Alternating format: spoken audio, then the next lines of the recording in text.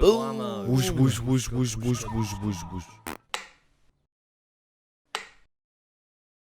Not many game franchises are able to have over 10 games with the majority of them be pretty damn good. This year we're going to be seeing the release of not only a reimagining of the first game, but also a feature-length animated movie starring everyone's favourite dude in the green spandex suit. Suck. So in celebration of this, Don't do it. Don't review them all. It's a novel idea at first, but quickly becomes tiresome, and this one dude will keep asking for size matters. And maybe even a bit of those other games. If I feel like... Wait, who are you and why are you telling me this while I'm recording? You know I can just redo this take. Oh, I'm you from the future, and this is actually a convoluted plot device so I can segue into the last Ratchet and Clank game that I'm going to be covering. Or at least I think it is. I don't know, I just touched a floating butt and got taken out. Oh, I get it. You must have got sucked into a, pause for effect, crack in time. Oh, I forgot about that old drum kit that we sold. Huh, good times. So, after a year or so of making Ratchet and Clank videos, I think it's about time that we closed off this little retrospective for a while by taking a look at the third installment of the Future Saga, Ratchet and Clank: A Crack in Time. Technically, Crack in Time isn't the final Future Saga game, as Insomniac revisited the story in 2013 with Into the Nexus, but the game is more of an epilogue and isn't super duper important to the overall story in my dumb opinion, but I might cover that game in the distant future. Boo, your opinion's dumb and you said this will be the last Ratchet and Clank video. Why contradict that statement in the same paragraph? Boo. That's why I said for a while. Me? Bloody me. Released back in 2009 for the PlayStation 3, Ratchet and Clank: A Crack in Time, otherwise known as Ratchet and Clank Future: A Crack in Time, is an action platformer developed by Insomniac Games, starring two of PlayStation's iconic mascots, Ratchet and Clank. These two dudes, right here. So, was A Crack in Time good? Or did it release to the sound of a sad trombone player sitting on a wet Whoopi Goldberg whoopee cushion like Tools of Destruction? Let's find out. As always, first up we're going to talk about the story. It's gonna be a long one today, folks. So if you don't want to get spoiled on a, holy crap, 8-year-old game, fuck, then skip to the time shown on the screen now. There it is. Look at it go. Whoa, look, there's a robot. Look, whoa, where's that going? I was playing with Pogs. Alright, remember Pogs? Yeah, that should be long enough.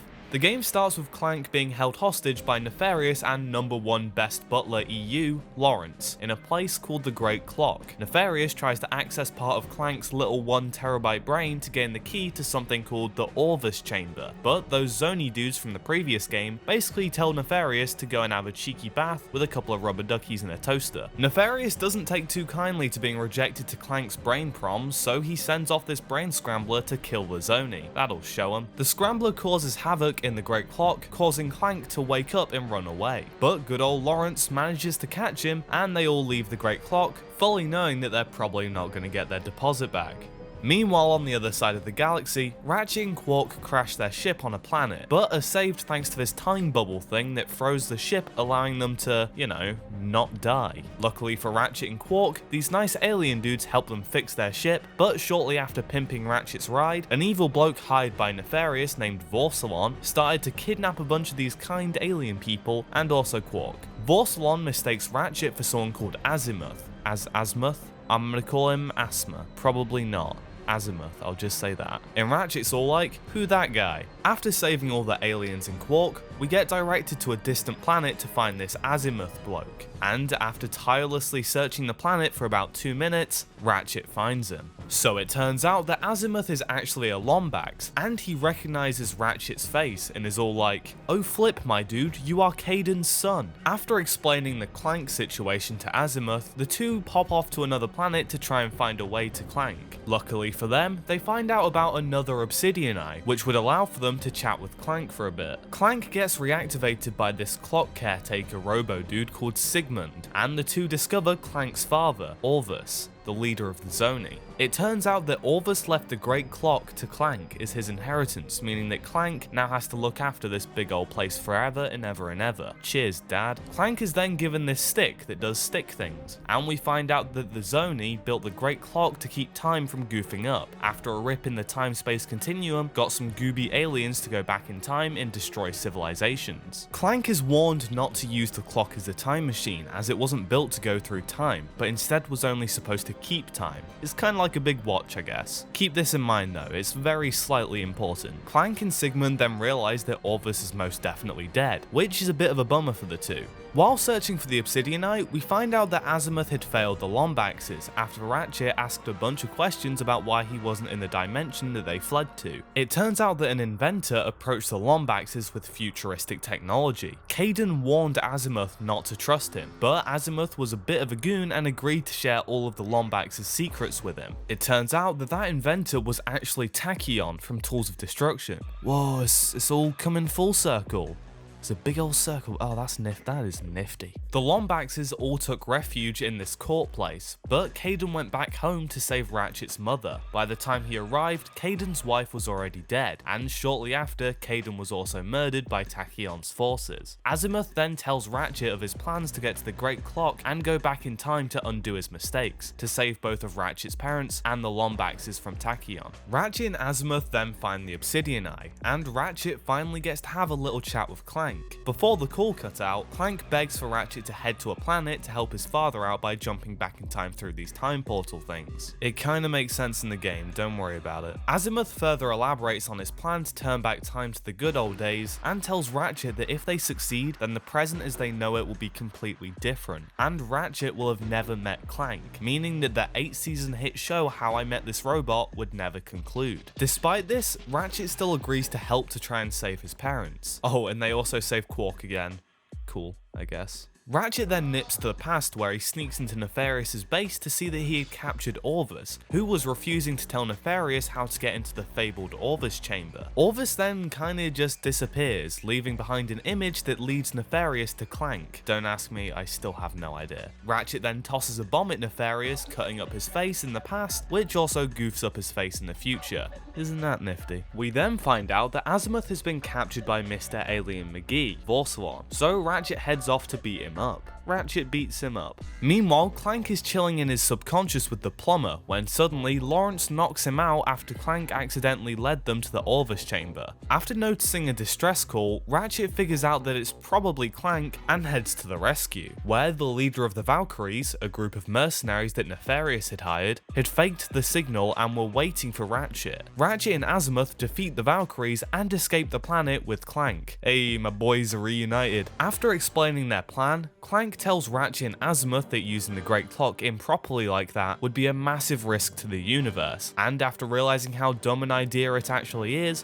Ratchet agrees with him, leaving Azimuth a bit tilted. After trying to stop Nefarious, our heroes get caught and are sent off to a distant planet on an asteroid, but luckily for Ratchet and co, the Zoni that he captured throughout his journey decide to help out and save everyone, which is a pretty top thing for them to do. After adventuring around for a bit, our heroes make their way back to Nefarious' space station and defeat Nefarious. Hooray! Ratchet, Clank and Azimuth return to the Great Clock, and Clank bids his farewell to the two as he needs to go back and look after the clock. Azimuth gets a bit salty that he can't save the Lombaxes and straight up kills Ratchet. Yep, Ratchet's dead. He's not unconscious, he is 100% dead.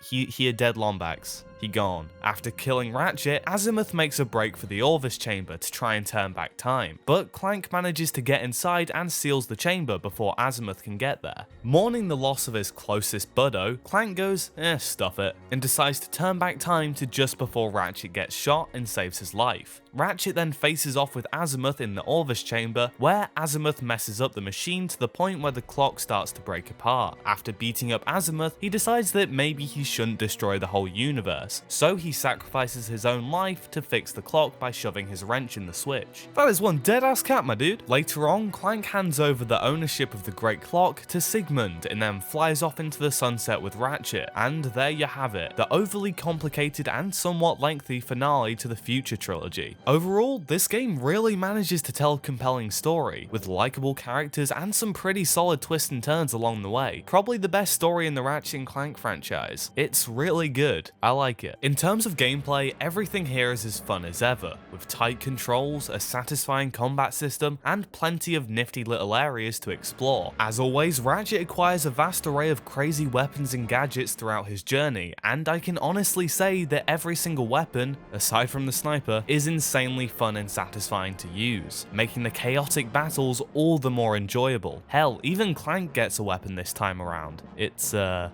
stick. Each weapon can be leveled up 5 times by killing enemies, and scattered across the worlds that you visit are little mods for specific weapons, allowing for you to customize them to suit your playstyle, which not only makes exploring more fun, but gives the player a lot more reason to take a look around, instead of just getting cosmetic skins with gold bolts. Like, look at this! Now my combustor shots bounce around, and the gun's pink! Pretty freaking sweet, dude! As you probably already know, I love me some exploring, and I felt like the previous 2 games in the Future Saga lacked a certain finesse when it came to the worlds that they had to offer. Crack in Time, on the other hand, has some fantastic worlds that are reach a pleasure to run around and explore. From the giant clock to the scrapyard looking planet, every world in this game is both visually diverse and an absolute blast to look around. But what's the point in exploring the worlds? You most definitely are not asking right now. Well, hidden around the various worlds are golden bolts that let you access cheats and cosmetic skins, Zoni who upgrade your ship, weapon mods that allow you to mod your weapons, and standard bolts, which aren't really hidden but let you purchase ammo, new weapons, and armor. The sheer amount of collectibles really makes scavenging around worthwhile, and I'll be damned if they aren't satisfying as hell to get. Alongside the standard running about as Ratchet gameplay, there are a couple of areas that force the player to play as either Clank or fly around as a ship. The Clank sections tend to consist of hitting crabs with a stick, slowing down time a bit, and solving little time-based puzzles that are actually pretty fun. There isn't really too much to say about these levels. They're just fun little goofs. I like them. Much like in previous Ratchet and Clank games, there are sections where you need to fly around the galaxy and Star Fox it up. Usually, I kinda hate these levels, but in A Crack in Time, those smart fellows over at Insomniac decided to lock all of the ships on the same level, and not allow you to move up and down, meaning that you can only turn left and right. This means that dogfights are much simpler and less frustrating, as instead of making yourself sick by pulling loop-de-loops looking for that last ship to take down, you can just turn around and it's probably right there. Sure, it's less exciting, but I appreciate the change. Aside from the dogfights, you can also fly around the galaxy and stop off at little mini planets that tend to be either a gauntlet where you have to defeat all the enemies before getting a collectible, or a Super Mario Galaxy-esque platforming challenge that also rewards you with a collectible. These are pretty fun diversions from the main story missions, and the platforming is actually pretty fun, so good job Insomniac. You did platforming well again.